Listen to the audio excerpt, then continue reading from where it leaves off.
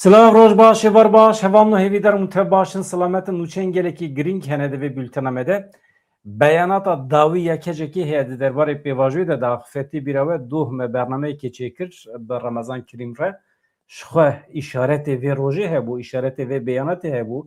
Yani pêvajo aniha di xitmandinê de ye, xitimiye yani pêş nakeve. Rêzdar Abdullah Öcalan ji qanûna dewleta Tirkiye neraziye û pêşniyazê ku dewleta Tirkiye ber îmraliyê jê neraziye. Qandîl jê neraziye. Beyanata kecekî îşaretê vê yekî. Li Başûrê Kurdistanê hin bûyer hevpeymaniyê nû hene, li hevkirinê nû hene. Başûrê Kurdistanê ber vê Kudirê ve diçe. Yani tiştî ku Remezan Kerîm dibêje, doh jî got, berê ku pêvajo dest pê bike jî îşaretê yekem di vê bernameyê de wî da. Her cara ku pêvajo zirar dibîne agahiyî wî hene yan jî her cara ku tiştekî tê serê vê pêvajoyê ew malûmatan dikare bi dest bixe. Eger ez Remezan Kerîm hema bigirim jor. Evar baş. Merheba êvar baş Remezan Kerîm çewanî? Gelek spas hûn çawanin. Mala te ava beyanata te axaftinên te yê doh gelekî deng veda herkes li bendê bû ku pêvajo pêş bikeve. Herkesî qala qanûna nû dikir ku wê were meclîsê beriya tatîlê lê te got na. Rêzdar Abdullah Öcalan ji meselê neraziye, Qandîl neraziye û îro ev gotina te derket ka tu çi dibêjî ser vê mijarê paşê jî behsa Başûrê Kurdistanê bikî bi çend gotinan keremke. Heval bedran bîra te tê me du axivî bi hevra me got em bernameyekî çê bikin rewşa pêvajoyê di xeteriyê de hegerê rawestandina wî he te got tu ciyekî behs naykirin de li hemû ciyekî behsa pêşveçûnê baş dikin me got em bername çêkin tê piştre rastiyê bibînî. Min yekem kes bûm min û tu yekem kes bûn. Rastî li hîç ciyekî nehate behs kirin. Di bernameyê bedran dere yê birêzî me axivî yani min agadar bûm. Min agadarê rewşê îmralî bûm jî, agadarê rewşê Qandîl bûm, agadarê rewşê Enqere, Washington min agadarim. Yani bo vê ew herî esasî min agadarê rewşa Enqere, îmralî û Qandîl bûm. Ew sê goşe. Ew zanyarî agayî ku li gel min hebûn li gel tu kesî tune bûn. û ya rast te re bêjim em ê nabêne ser Başûrê Kurdistanê ez hinek tişta ji bêjim lê em nas behs ser vê meselê bisekirin. Heval bedran min xwe di nava pêvajoya aştiyê de me. Yekem carê eşkere dikim bi rêya bernamê we heval bedran min agadarî vê rewşê bûm min gelekî jî li ser vî xebat kir Enqere ji rewşa Rojavayê Kurdistan, Başûrê Kurdistan, Rojhilatê Kurdistan beşek li Bakur û her wiha siyasetê nû yê Tom Barak Amerîka û nerûxandinê Îranê Enqere xwe xwedan hêz dizanî bi taybet dema qayûm dane ser CHP. Bo vê birêz Erdogan wekû kesekî serbest pozbilind soranî dibêjin rûdberz wekû kesekî serbest bi xurûrekî li gel Kurda di axivî min zanbû ew xeter e. Her wiha heval bedran middonê îşaretê ew ji da ev rewşa dikare ber bi şerê bajaran bibe. Niha mesele Ukrayna bi çend drona Rûsya tûşî qeyranekî mezin yê benzînê kiriye. Rûsya niha sedê heştê benzîna wî têk tuşe. Dema pêvajoya aştî 2013 dest pê bû pêwendiyê min birêz Osman Öcalan li gel Serok Öcalan hebû. Mesela Erdogan hevpeyvînek çêkir li gel Habar Türk.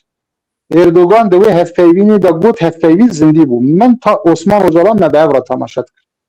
Erdogan got pîvîst e li gor wî da yani qaş û terorîst yani gerîla divê çekê xwe bin ax bikin û sînorê Bakurê Kurdistan yani Tirkiye bi cî bêlin bêne vî milî yani bêne Kurdistana Başûr. Ca ew rojnamevana jê pirs kir got temam heger gerîla vî bikin xwe nabe operasyon bê got bizim şanlî Türk Silahlı Kuvvetler operasyonel bir güçtür. Her yerde gördüğü zaman o teröristler tesviye edecek.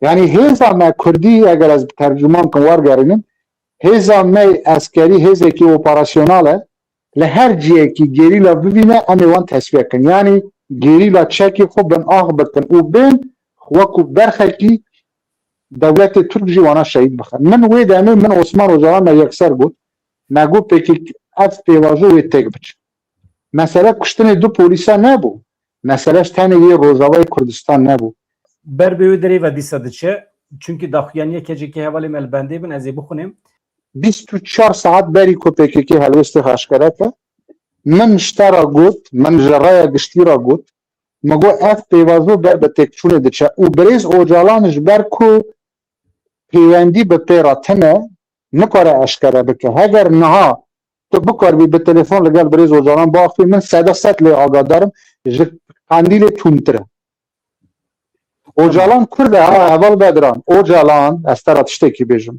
Ocalan kesekî Kurdistanî Kurd e însanekî gelekî aqil e Ocalan di kureya dilê xwe de seda sed Kurd û Kurdistanî ye û Ocalan te ra rastî bêjim Ocalan seda sed de ji dewleta Kurdî bernede henkî pêvajoyê destpêkirê cara yekeme keceke bi zimaneke ew qasa vekirî rast e var dike mesela divê dewleta Tirkiye li hember me aniha di nava komployê de ye şerekî taybet dide meşandin bi rêya çapemeniya xwe bi rêya îstixbarata xwe ev serokî mîtê hatiye rojhata navîn digere amedekariya şerekî li hember me ye wana hemî tiştên nû ne ev 2 sal hinkî pêvajoyê destpêkirê keceke cara yekeme îşere balê dikişîne ser wayke lê dawiyê de ji dibêje bila dewleta Tirkiye ranebe vê pêvajoyê zehmet neke û paşê jî ranebe ji dunya alemê ra nebêje me kir lê belê rêxistinê nekir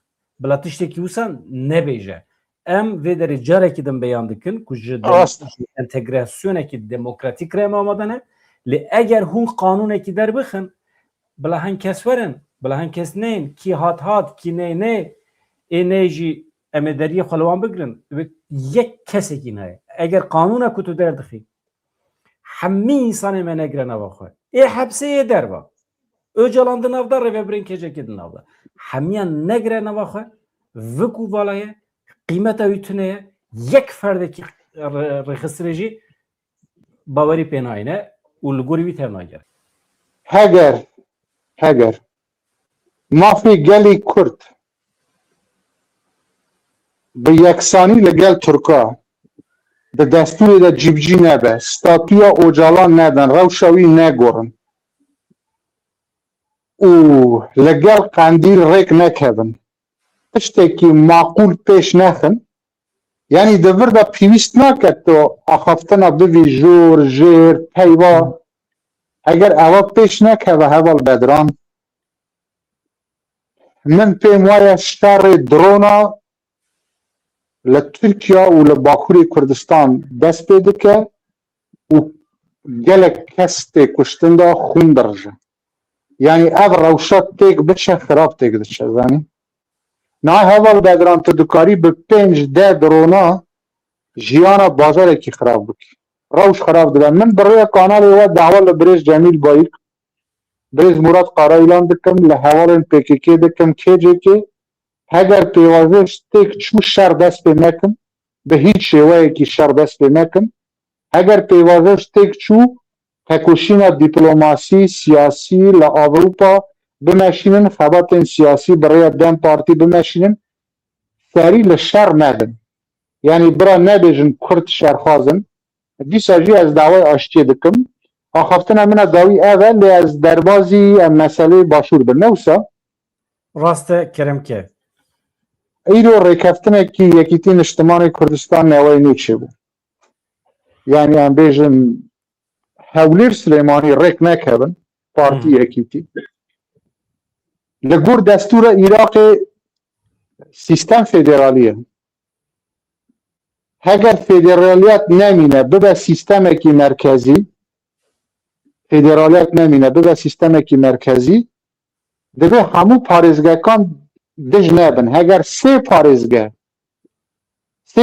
dikarin herîmekî ava kin sê parêzgeh dikarin dij bin niha Hewlêr Silêmanî dihok li dij ewan e ku sîstemê Iraqê bibe sîstemekî merkezî federaliyet berdewam اگر ناکوکی لناویری هولی سلیمانی چه به پارتی یکیتی مالا بارزانی مالا طالبانی وی دامه دهوک هولی پارتی دموکراتی کردستان سلیمانی حلبجه یکیتی نشتمان کردستان مسئله سه پارزگاه زورتی راد به وی دامه عراق سیستم خونه فدرال دکه سیستم کی مرکزی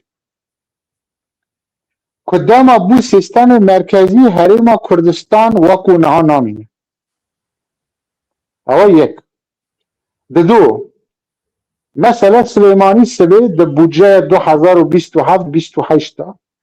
بیجه ام بودجه خود جدا دکن ها بودجه حریم کردستانه 4 پارزگانه حلبجه سلیمانی هولیر دهوک جه بغداده سبه سلیمانی داره ام و حلبجه حریم جدا بشینه دارایی آبوری هم جدا بکن بغداد پری سلیمانی حلبجه جدا بشینه یه هولیر دهوک جدا بشینه دارایی جدا ده پشترا قیران آوه قیران جینگه اکولوژی هواه ولات العراق جنوب عراق وان جیانا حشک سالیه استبین اقمت عراق چاو دیموگرافیا کرکوک منطقه ماده 140 گوهارد او نافچه کردستانی در و اداره حریم کردستان باشوری کردستان سبین عربا تینه حلبجه دا تینه سلیمانی دا عربه کی زور دیموگرافی دو گور اری سبین که سیستم دارایی جدا بو عراق دکاره بیجه امه مثلا مسئله نفت و هنک منطقه نفت بیر نفت دست دانی نسه کدام سیستم دارایی جدا بو دما حریم پارچه بو دو پارچه وی دامه آلوزین سیاسی زیده دبن هگر پیگدادان اسکری هیه دریجم من راستی بیجم یعنی در تشتکی بیجم هوال بدران ایران ترکیه عراق سوریه وی روشه حریم که آن خوشه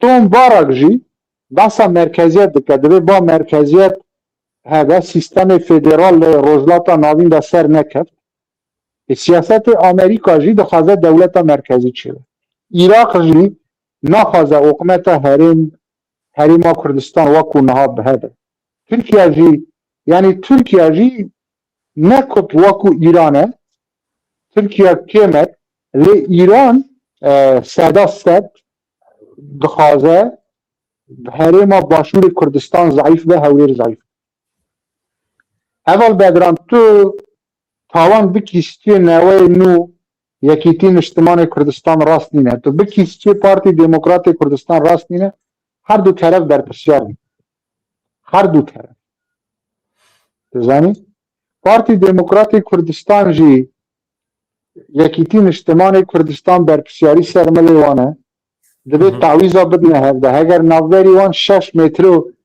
لحفدو دورن دبی 3 مترو پارتی بپش 3 گاوا یکیتی بپش ترا دبیجن اگر حریم کردستان بده دو اداره پارچه بده سیستم فدرالیسیون فدرال لعراق نامینه دبه مرکزیت یک دو کدارایی جدا بده ام حریم کردستان وکو نها نامینه پیگدادان عسکری دکاره چه به حیشت شعبی دکاره به یعنی اف خطریا لسر حریم باشور کردستان چه ده من دعوه لپارتی دموکرات کردستان دکم هلویست کی تون برانبر رکفتن یکیتی نوای نو نشان نده او رکفتن کرنه خالی ده ناوی رکفتن دا ده برنامه همو پارچیان ده هبو ده برنامه پارتی دا جهبو یکیتی دا جی ده برنامه هلبجارتنا ده برنامه حکومت دا یکیتی نوای نو ده بیجن کردستان به خدان دستور پارتی جوی هزدک مالک همو تیدانه اگر یک بزن به او مالا بروخه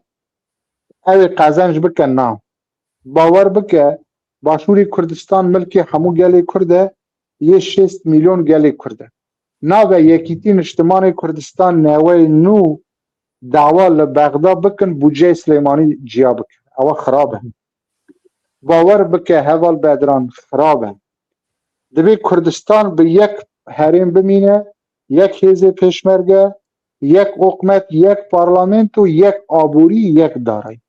Çava Brez Mamcelal bavê Kekpavel, Serok Mamcelal, çawa Serok Mesud Berzanî bavê Kek Mesrûr rê keftin, bira her du kurê wan Kek Mesrûr Kekpavel bi fikra min rêk bikevin, ev herêma divê parastî bi hêz bimîne. Bawer bike li dijî hev bi ev şêwaya rawestin, hemû menzerer dimîne. Bes yê me rê nadin herêm têk biçe. Tamam. Heval Bedran ez vî xeteriyê bi rêya kanalê we dibêjim. Başûrê Kurdistan qaba hemû gelê Kurd e, ocaxa hemû gelê Kurd e, ji post û pile li gilî gazincê partî Yekîtî ji mexdûriyetê wan gelek mestre divê em wekû çavê xwe biparêzin. Mala te ava gelek spas dikim nûçeyên pir acîl hene ez divê min amade kirine divê ez pêşkeş bikim. Heval û pirs dikin Rojavayê Kurdistanê hê tişt neqediye ye. Rewşa Rojavayê Kurdistan jî Rojhilatê Kurdistan jî wê demê pêş da pir baş bibe, rewşa Kurda bi giştî wê baş bibe. Zahmetî hene em pê re derbas dibin, lê di Rojhilatê navîn de Kurd dibe faktorê herî sereke. Heyrana çavê te gelek spas Bedran dere BBCya Kurd e, CNNê Kurd e, radyoya wekû radyoya Êrîwanê dengê gelê Kurd e. Bi serê xwe qasî hemû televîzyonê Kurda hêza televîzyona Brêz Bedran dere. Heyrana çavê te li nava xêr û xweşî de. Mala te ava gelek spas dikim televizyon kanalê Azîzî. ya me hemiyane em ji xwe re xwetê de îfade dikin her hebî Remezan Gelek spas. Ya gelê Kurd e ezîzim. Hevando an nûçeyên acîl hene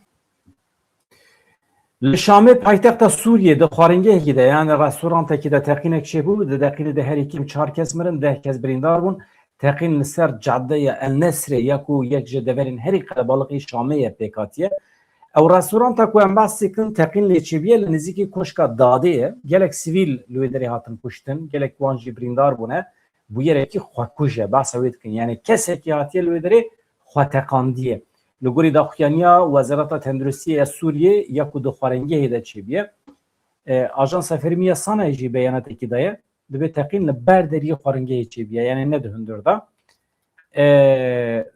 tamam xwaringeh li ser caddeya El Nesrê ye di navbera rêya Hesînî a Hicazê û koşka Dadê de ye 4 kes mirine heta niha wîsayê agahî dibe ku hêjmara miriyan zêde jî bûbe 10 kesên birîndar jî rakirin nexweşxaneya El Müştehîdê.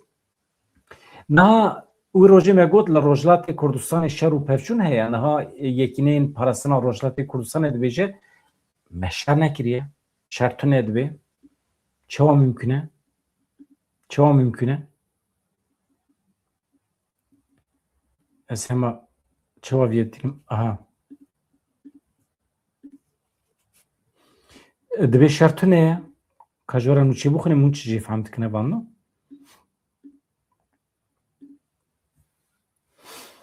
Yekîneyên Rojhilatê Kurdistanê di derheqê şer û pevçûnê li Rojhilatê Kurdistanê de daxuyaniyekî weşand beyan kir tu hevalê wan li herêma Serdeştê şehîd nebûne divê gelê me baweriya xwe bi wan gotegota neyne. Navenda ragihandin û çapemeniya yerekê yekîneyên ragihandina Rojhilatê Kurdistanê yekîneyên Rojhilatê Kurdistanê ne tiştekî wisa ye yani nanivîsîn di nûçê de YRK heye ez bi xwe dibêjim yekîneyên Rojhilatê Kurdistanê ez wisa dibêjim muheqeq wisa ye ji ber ku nav di nûçê de tune ye tamam YRK derheqê agahiyên nerastiyên li ser hêzên xwe de daxuyaniyekî daye daxuyanî bi vî şeklî ye dibêje yani hêzên Kurd ê Rojhilatê Kurdistanê ne derdora pejakî ye wisa fehm bikin baştir e yani nêzê pejakî ye di rojên dawî de li gel bûyer û şerên ku diqewimin hinekî dezgehên çapemeniyê agahiyên nerast li ser hêzê me belav kirine me berê jiraya giştî re gotibû lazim e herkes li benda daxuyaniyên me be baweriya xwe bi tu agahiyekî dervey me neyne bi taybetî niha hin dezgehên çapemenî hene agahiyên ku dibêjin 4 gerîlayên YRK yekîneyên Rojhilatê Kurdistanê di şerekî li herêma Serdeşt gundê Muselan derdora wê de şehîd bûne bi vî awayî nûçiyan belav dikin em dixwazin zelal bikin li wê herêmê di navbera hêzê me û artêşa pastaran de tu şer û pevçûn nexewimiye li wê herêmê tu hevalê me şehîd nebûne agahiyên ku têne weşandin di wan çapemeniyan de di çarçoveya şerê taybet de ye. Di çarçoveya şerekî psikolojik de ye. Ew dixwazin di hêşê gelê de tevliheviyê çê bikin. Ev agahî ji rastiyê gelekî dûr e, divê gelê me qet baweriya xwe bivan agahiya neyne. Yani em nizanim dibe ku şer jî çê bibe. Yani çima şerê taybet em fehm nekiriye hakikaten. Çima şerê psikolojik em fehm nekiriye. Yani normale tu çe ku silah digirî, didî pişta xwe, diçî derekî, dibe ku li hember te kemîn çê bibe. Dibe ku hêzên pastaran êrişê te bikin, dibe ku tu çalakiyekî çê bikî, vana pir normalin. Yani çima aqwasa em li dij derdikevin, a şerekî taybet e, şerekî psikolojik e, ya çapemeniyê de derdikeve, me rû pêr hese, me rû dibêje. Em çawa bizanin li Rojhilatê Kurdistanê şer çê biye yan çê nebiye. Agahî tê em dibêjin çi hatiye, agahî hatiye. Aniha mesela agahiyekî din heye, di kemîna pastaran de 5 peşmergeyên PDK Îranê jiyana xwe ji dest dane. Em vê nûçê diweşînin. Ne? Em vê nûçê diweşînin. Aha ji were bînim ser ekranê. Rast e, ne rast e, em çawa bizanibin? Sibê du sibê PDK İran rabe bibêje ev şerê taybet e û hevalê me şehîd nebûne. Normal e, şer e, mirov dikare bimire, mirov dikare jiyana xwe ji dest bide, mirov dikare şehîd bibe. Yani tenê dikarî bêjî na ev nûçe ne rast e, em hêvî dikin şer çê nebe. Velhasıl hevanno 5 peşmergên Partî Demokratîk Kurdistana Îranê PDK İran di kemînekî pastaran da jiyana xwe ji dest da ev bûye doh pêkatiye derengiya şevê li heremên Sînorî yê Rojhilatê Kurdistanê qewmiye. Di hefteya dawî li Rojhilatê Kurdistanê şer û pevçûn çêbûne. Ev gava din her çend divê tuneye jî şer û pevçûn heye. Millet bahs dike, fotoğrafan dikişîne, video hene, alozî hene li heremê, li ser motorsikletê şervan diçin. Êrişê kesekî dikin, ew tê kuştin, ji aliyê Îranê ne, we jî dîtiye medya civakî de heye. Tamam. Lê PDK Îranê piştrast kir ku rast e 5 peşmergeyên wan di kemînekî de jiyana xwe ji dest dane. Bûyer li herema Qes Qapanê, nêzîkî bajarê Pîranşehirê qewmiye. Medyaya Îranê jî ragihand ku li herema Pîranşar serdeştê şer li wê derê qewmiye. Ev şer di navbera hêzên Hemze Şehîd şu heyda pastaran da û pêşmergeyên Rojhilatê Kurdistanê de çêbiye. Medyaya Îranê zanyarî li ser ziyanên canî nedane, tenê dibêje şer derketiye rast e. Lê rêxistina mafê mirovan heye, henga we dibêje şeva çarşemiyê li heremên Sînorî yên Pîranşar serdeştê ên bajarê Urmiyê du şerên cuda li wê derê qewmîne. Ev şer di navbera hêzên Partî Rojhilatê Kurdistanê û pastarên Îranê de çêbûne. Çavkaniyekî PDK jî nasnameyê her 5 peşmergeyan eşkere kir. Peşmergeyên şehîd. Abdullah Hacı Abdullahê, Ferdîn Cengizî, Karo Hurmuzyarî, Muhammed Xakî, Tawana Osmanî. Li aliyên roja duşemiyê bi şev li bajarê Paweyê ê parêzgeha Kîrmanşanê du endamên besîcê yani milîsên ser bi pastaran ew hatin kuştin. Ji aliyê du kesan ve hate kirin ev êriş bi motorsikletê derbas bûn. Dîmen jî di medya civakî de hate parvekirin. Piştî vê bûyerê di navbera pastarên Îranê û şervanên pejekê de şer derketiye. Çendek ji hêzên ewlehiyê yên Îranê li wê derê hatin kuştin. Ev şer û pevçûn di demekî wisa de pêk tê ku êrişên Îranê bi dron û bi mûşekan li ser partiyên Rojhilatê Kurdistanê hene didomin. Doh derengiya şevê jî du dronan êrişê baregehekê PDK Îranê ya li nehiyaya Dêgelayê li Hewlêrê kirin. Di vê êrişê de tu xîsarên canî çênebû, madî jî çênebû. Dawiya me hasibatê di navbera Amerîka İsraîlê de li gel Îranê şer derketibû. Piştî vî şerê Îranê êrişê xwe li ser Rojhilatê Kurdistanê zêdetir kiribû. Bi vî we. Yani İran jî bi şiklekî dixwaze vê bike firsem dişxware Partiyên Rojhilatê Kurdistanê hinekî zayıf bike, kêm bike. Hevan no. Niha em derbasî nûçeya kecekê dibin. Gelekî giringe em ava xwe vexwin. Bê rawastan ez ê biçim heta dawî ji kerema xwe re baş guh bidinê keceke tiştên ecêb dibêje. Yani tiştê wisa dibêje dewleta Tirkiye bêbext e. Bi zimanekî vekirî nabêje ama wisa tê gotin. Xıyanet li pêvajoyê dike. Divê dema pêvajoyê de amedekariya şerekî taybet dike, şerekî topyekûn, şerekî qirkirinê. Ev e bêbextî.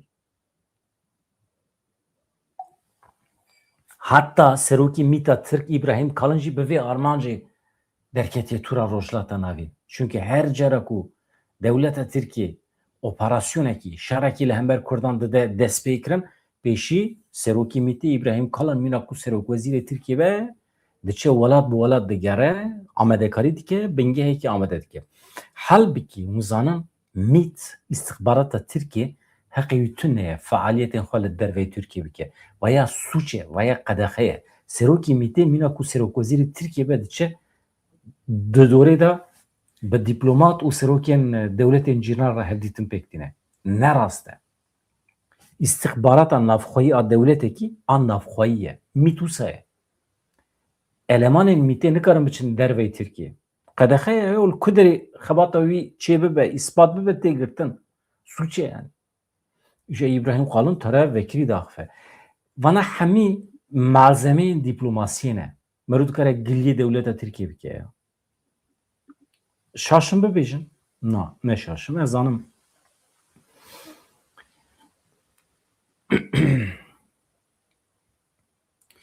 KCK hevanlı tevgera çatî a Kurt yani jî hêza çatî a tevgera Kurt dibêje KCK em dixwazin vê yekî bi eşkere bibêjin. Ne serokê me Rêberapû ne jî tevgera me ya azadiyê emrî waqîyekî qebûl nake. Bi gotina me qanûn derxist û qebûl dikin nakin kêfa we ye nirxandin ferzkirina polîtîkaya şerê taybet e. Ev nizîkatiyeke dûrî aqil e dibêje. Daxuyaniya hevserokatiya Konsêya Rêvebera KCK bi vî rengî ye. Ev demeke di navbera raya giştî û çapemeniya dewleta Tirkiyeyê nîqaş li ser qanûna çarçovê tê kirin.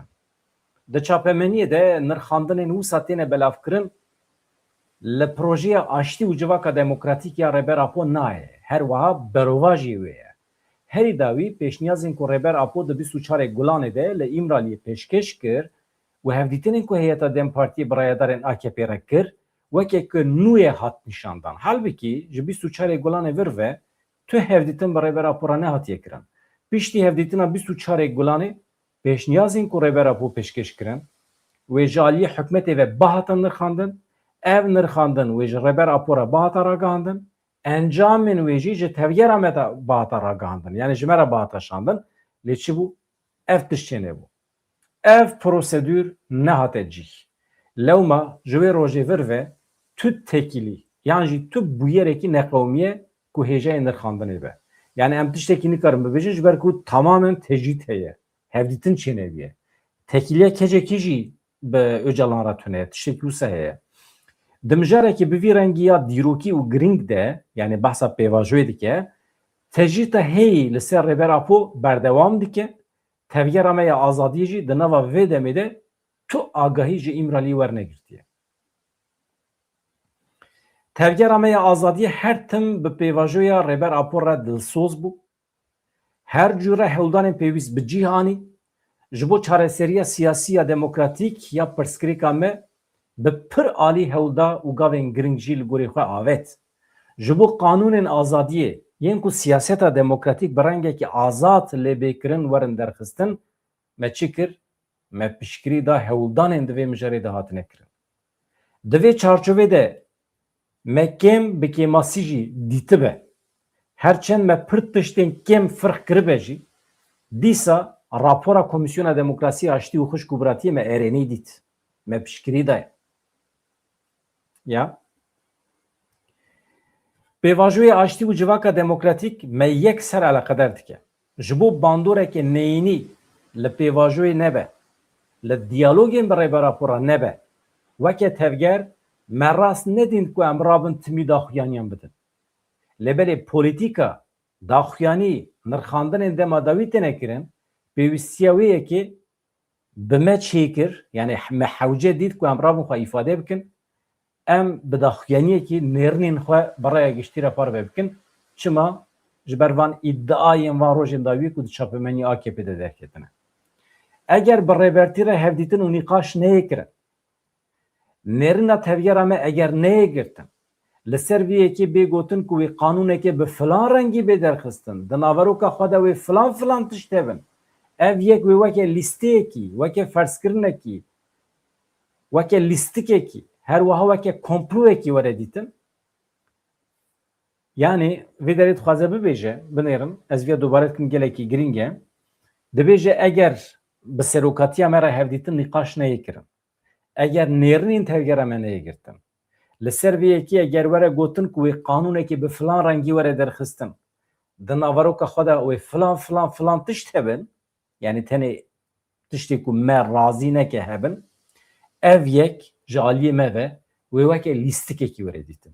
Ev yek ji aliyê me ve wê weke ferzkirinekî, yani empoze. Tamam? Ev yek ji aliyê me ve weke kompleyekî were dîtin. Yani em vê yekî weke lîstik, komplo û ferzkirinê qebûl dikin.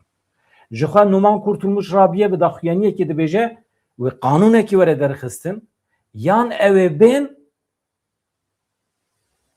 ew ê bên. Yani yê hatin. Yê nehatin, wê li dijî wan çi lüzum bike em ê bikin. Yani şer dibe, operasyon dibe, ê nehatine. Yani merik li ser te ferz dike. Ez qanûnekî derdikim, tu hatî, tu nehatî, xilas. Derê xwe digirim û li hember te şer didim îlan kirin. Yani bi şiklekî te mahkumê tesîmbûnê dike. Ez şîrova xwe zêde lê zêde nekim, ji ber ku mesele gelekî giring e. Dibêje xwe Numan Kurtulmuş Rabiye bi daxuyaniyekê dibêje wê qanûnekî were derxistin, yên hatin, yên nehatin wê li dijî wan çi pêwîst be wê were kirin. Biryareke tekildarê vê rêxistinê bi rengekî hevgirtî tê kirin. Bi hevgirtî jî bi cîhtê anîn. Ev jî hevokekî mühim e, dibe ez hinekî şîrove bikim. Biryarekî tekildarê vê rêxistinê bi rengekî hevgirtî tê girtin, bi hevgirtî jî bi cîhtê anîn. Veya keceke dibêje. Yani ki hat, ki nehat dibe pekeke yani keceke dibêje.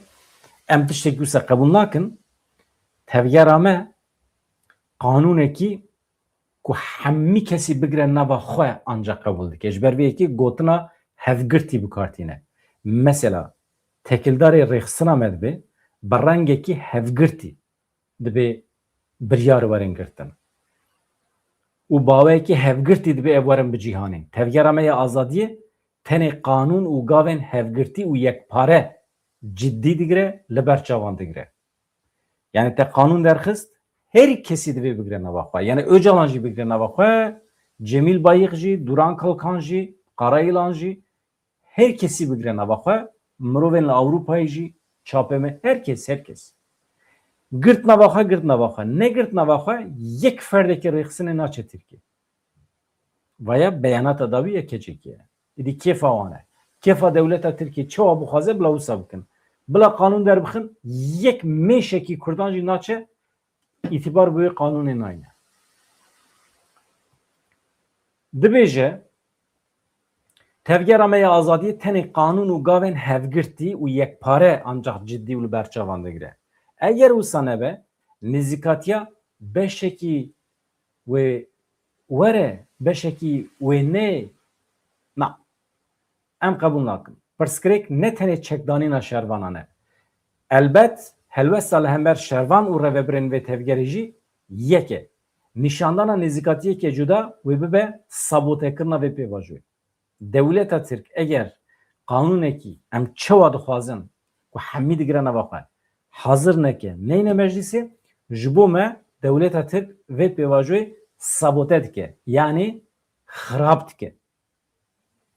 Weke tevgera azadiyê di kongreya fesehkirina PKK de me biryar da ku pêvajoya fesehkirinê û bêçekbûnê ji aliyê Reber Apo ve were meşandin. Reber Apo jî tenê di nava şert û mercên karkirinê yên azad te dikare vê pêvajoyê bimeşîne. Gelê me, tevgera me hîn ji destpêkê ve destnîşan kirin polîtîka û pratîkeke bê azadiya Reber Apo Pratike ke bey afrandına merceğin karkırını yen azat kabul nake. Hatta ku di statüya reber apode nezikatiye ke pozitif ereni ne nişandan dve çarçovede eğer gav ne avetin tük kesekini kare biryarın de kongreye PKK de hatine vargırtın bicih bile. Acayip zelale. Jubomuz zelale. Yani Öcalan ji hapsi dernekeve ve pêvajoyê bi inisiyatîfa xwe bi rêva nebe hevdîtinê rûbirû bi rêxistinê re neke bi gerîla re rûbirû neaxife wana îqna neke qirarên ku biryarên ku di kongreyê de hatine girtin ji tiştekî re nabin derbas nabin yani di pratikê de pêk nayê ew qas vekirî ji xwe beriya niha Rêzar Karayîlan gotibû wî jî gotibû yani û ser de jî statûya rêbera ku dibe kivş bibe welhasil em didomînin diyaloga bi serokatiya me re tekiliya bi me re ji bo vê yekîye ku helbest û polîtîkayeke hevgirtî were afirandin eger wisa nebe gotina em ê qanûnekî derbixin yên tên bila bên yên nayên bila nebin nabe gelo di vê pêvajoyê de daxwaz û lêgerîna çareseriyê heye yan jî tê xwestin ku serê civakê tevlihev bibe yan jî li hember tevgera azadiyê şerekî taybet tê meşandin veya kecekî pirs pirsiye yani anha devleta Tirkiye zane em li dijî vê qanûnê ne zane ne çima li gor daxwaza me tev nagere madem ki em amade ne xwe fesih bikin çêkandayînin çima li gorî dilê me qanûn dernaxe ha tê çi manê tê wê manê ku devleta Tirk di vê pêvajoyê de li pê daxwazekî dine fitne fesadiyê ye yani dixwaze serê civakê tevlihev bike çi dibêje civakê re wala min qanûn derxist ew nehat kîjan civakê re dibêje civaka navnetîwî re dibêje civaka xwe re îcab nake bêje ji xwe civaka wan ji serî ve dijminin yani civaka xwe weke dijminê milletê Kurd mezin kiriye ji milletê Kurd re dewleta Tirkiye nikare tiştekî bêje çi bibêje jî milletê Kurd zane rastiye eger qanûneke ku dişibe qanûna vegera malê were derxistin û nêzîkatiyeke çareseriya demokratîk ya yekpare neyê nîşandan ne gelê me ne civaka me ne jî rêxistina me vê yekî qebûl nake lewma eger dewleta Tirkiye bixwaze vê pirskirêka sed salî pirskirêkên qutbûn û şer ên pêncî salî çareser bike divê nêzîkatî û firaseteke rast nîşan bide yani dawa me dawa sed salî şerê me şerê pêncî salî ye wisa dibêje yani me neveye dest pê kirin pirskirêk bi me dest pê nekiriye ev pirskirêka ku lazim e pêvajo hel bike ne pêvajo ji bo helkirina meseleyekî çêbiye pirskirêkekî sed salî ye me pêncî sal e şer daye dest pê kirin welhasil divê nêzîkatiyekê ciddî firaseteke rast dibe nîşan bide dewleta Tirkiye di hala hazir de hema bibêje amadekarî ji şerekî nû re tê kirin polîtîkayekî bi vî rengî tê meşandin hatta müsteşarê Mîtî İbrahim Kalın ne tenê weke serokê rêxistinekî istîxbaratê di aynê demê de weke serokwezîrê hikûmeta Tirkiye li Iraqê digere beriya niha de êrişên li ser Rojavayê Kurdistanê jî hevdîtinên bi vî rengî kiribû çi karê müsteşarê Mîta Tirkiye li Bexdayê heye hatta çûye Silêmaniyê Hewlêrê çi digere li wan de re gelo di plana tasfiye û êrişa li ser tevgera me ya azadiyê de dixwazin han rol ji wan hêzan peyda bikin dixwazin han rol bidin wan hêzan bêguman tevahiya gelê Kurd û hêzên siyasî divê haya wan ji polîtîkayên bi vî rengî hebe divê gotinên Tirkiye bi yek alî û nêrînên ne li gorî berjewendiyên Kurdan were dîtin keceke dibêje lazim e gotinên Tirkiye weke gotinên ne li gor berjewendî yani li dijî Kurdan were dîtin Tirkiye dixwaze Kurdan bixapîne di vê manê de gelo Tirkiye li şûna çareserkirina pirskirêka xwe ya navxweyî piştî biryara hikûmeta Iraqê ya li ser hêzên çekdariyên li derveyê artêşê bi Iraqê re plana êrişeke li dijî tevgera me ya azadiyê dike yani Iraqê projeyek de bû dest pê kirin bêçêkirina rexistina. Gelo Türkiye bi Irak hareketiye tekiliye û dixwaze li hemberme operasyoneke hevbeş bidin dest pê kirin. Tê zanîn ku bi Îranê re jî hevdîtinên bi vî rengî hatine kirin. Eger planên bi vî rengî yên dewleta Tirkiye hebin, em di wê baweriyê de ne divê Îrak vê yekê red bike. Em dixwazin vê yekê bawekî eşkere dest nîşan bikin. Ne rêba rapo ne jî tevgera me ya azadiyê emrî waqîyekî qebûl nake. Bu gotina me qanûn derxist, qebûl dikin bikin, qebûl nakin nekin, nirxandin û ferskirina polîtîkaya şerê taybet e. Ev ê bibe nêzîkatiyekê dûrî aqil. Wê bibe dewamkirina wan polîtîkayên ku 100 salin de tu encam bixwara nanîne. Gelê Kurd û Tirkiye ji hev qut kirine. Lewma denîzîkatiya li reber apo, denîzîkatiya li tevgera me ya azadiyê de divê ciddî û berpirsiyarane tevgerin. Weke tevgera azadiyê em xwedî wê îradê û biryadariyê ne, atmosfera şer û qutbûnê ya 5 salan em amade ne ji holê rakin. Li ser bengeha çareseriya siyasî demokratîk, entegrasyona demokratîk bi Tirkiye re em amade ne pêk bînin. Nêzîkatiyeke bi vî rengî ya siyasî em amade ne bixin pratîkê.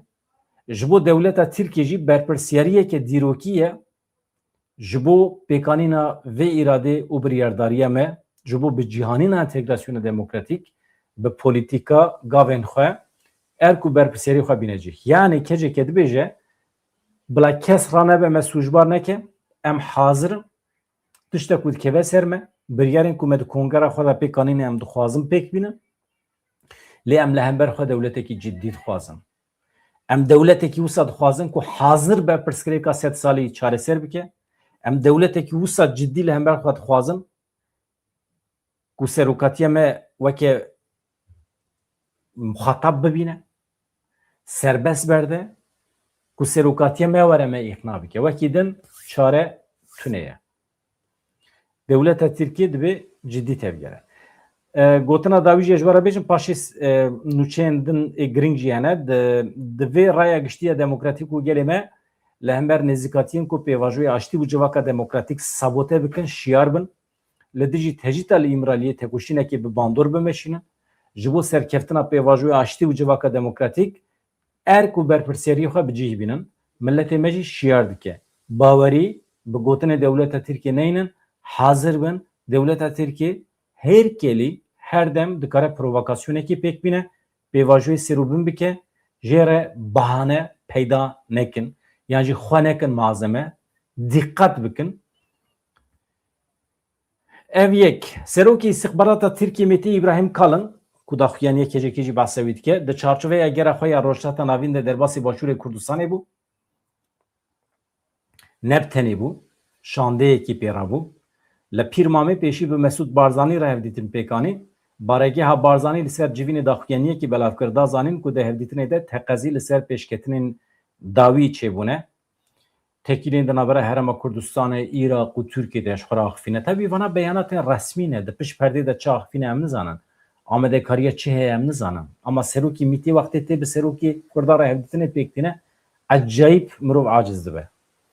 Yani em ne layıqî van tiştan hene ya. Serokê Mîta Tirk çima tê min re hevdîtin çê dike ya. Di hevdîtinê de her du aliyan peşketinên dawî, guherînên li herêmê, astengên ber aramê û ewlehiyê herêmê guftûgû kirine. Serokê İstihbarata Tirkiye Metî İbrahim Kalın bi serokê yeketî niştimanê Kurdistanê yenekî Bafıl Talabanî re jî hevdîtin pêkanî. Li devera Debaşanê li Silêmaniyê hevdîtin pêk hat. Di wê civînê de ew jî daxuyaniyekî fermiye. Pêwendiyên du alî, aramiya herêmê, mijara pêvajoya çareseriyê guftûgû kirine yek ji mijarên sereke dibêjin pêvajoya çareseriyê ye. Yani neket serê min. Dîsa dewleta Tirkiye li pê dek û dolaban e, fitne fesadî. Li bajarê Silêmaniyê merasima îmzakirina peymana hevpeymaniyê hevsengî û vejînê ya di navbera yeneke û tevgera newê yani nifşê nû da çêbû hate li darxistin. Serokê her du partiyan tevlî bûn. Peyman saat 17:20 da hata îmzekirin.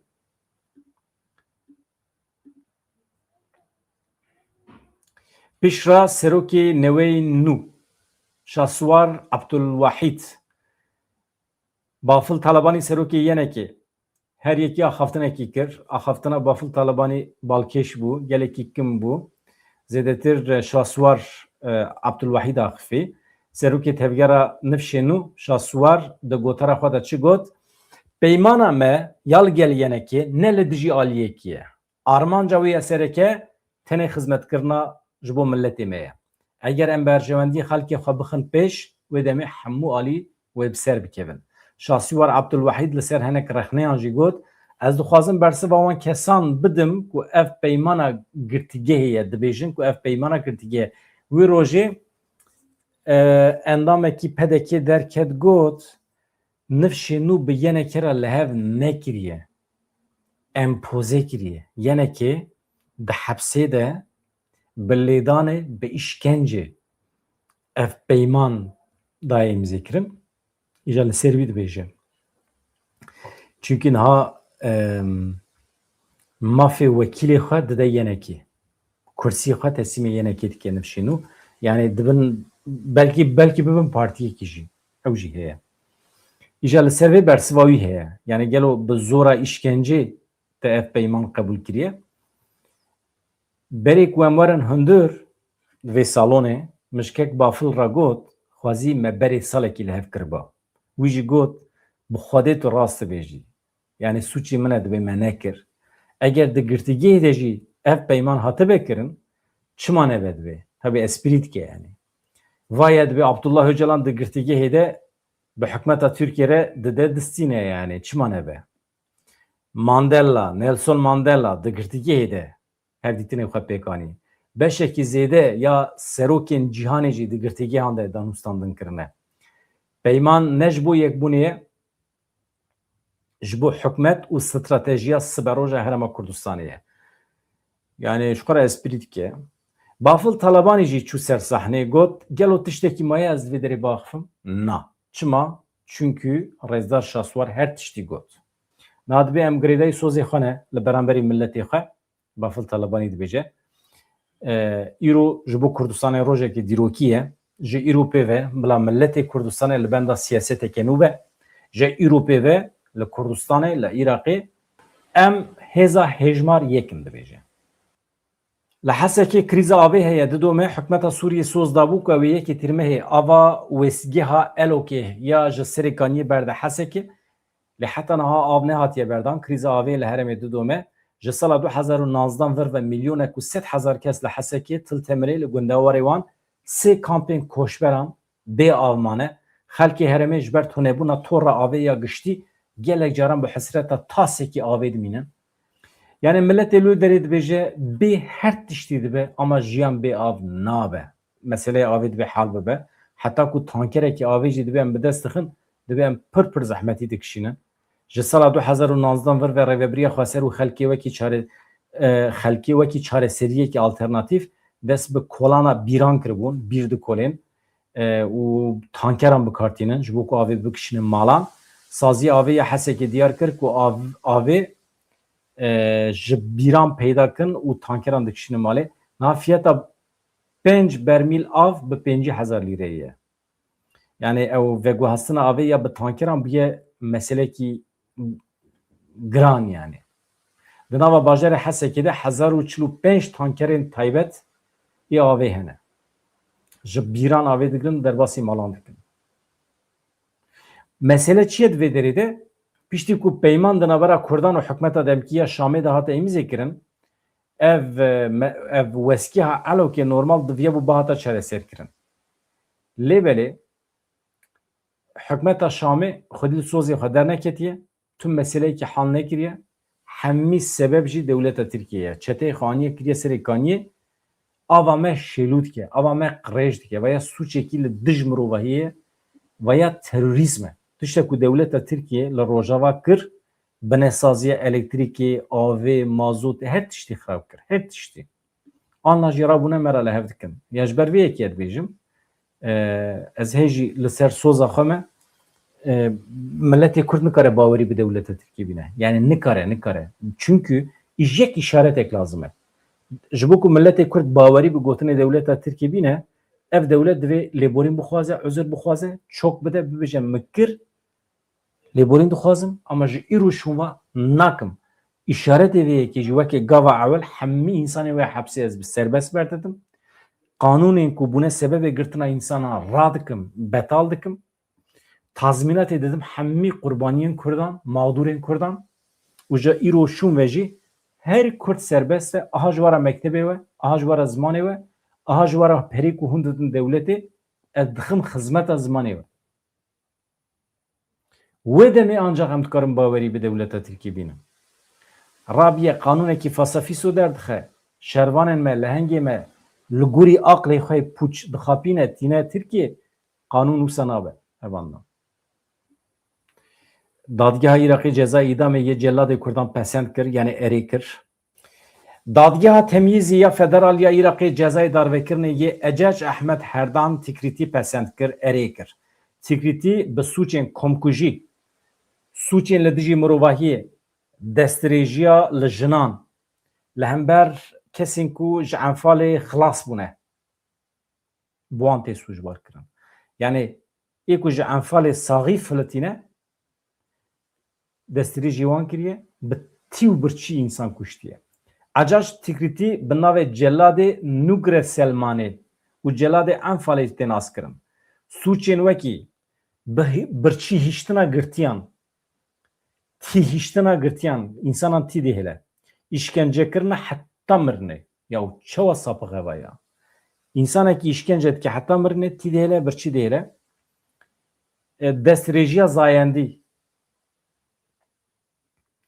Niha dosya wê ji Serokkomariya Iraqê re wereşandin, ev yek ji bo pejerandina dawî ya ji bo bi cîhanîna cezayê, Dadgeha Bilind ya Sûçên Iraqê 14 gulana 2026an cezayê darvekirinê da Ecec Ahmed Herdan Zweyter Übeydî li gorî belgeyekî dadgehê Ecec bi kuştina 1608 girtiyan hatiye ceza kirin.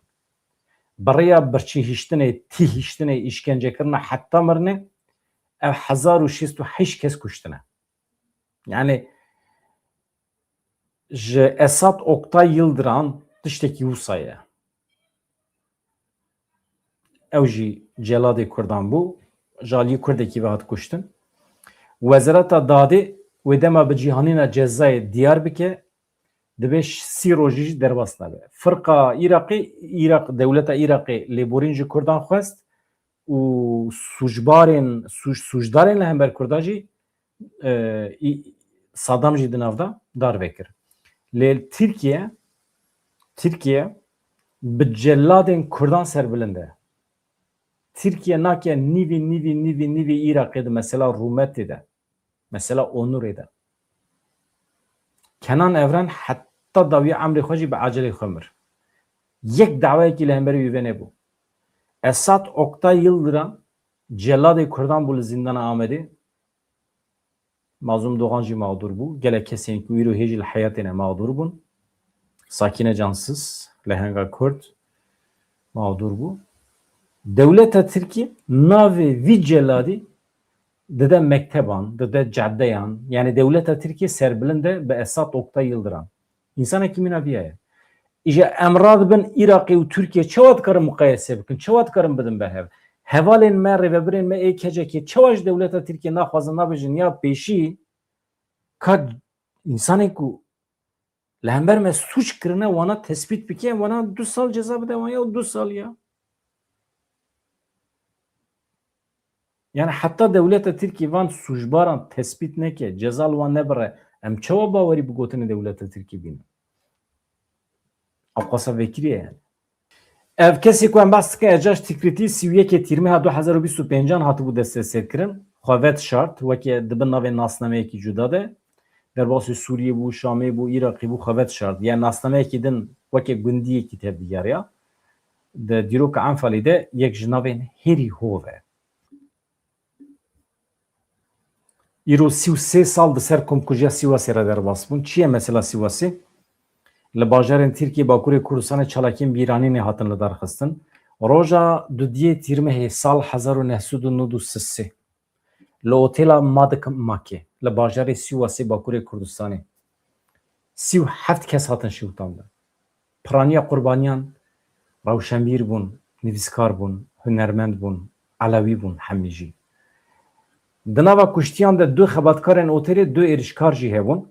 Ev bûyera bi êş li Tirkiye li Bakurê Kurdistanê bi giştî wekî komkujiya Sivasê tê pênasêkirin wisa tê zanîn.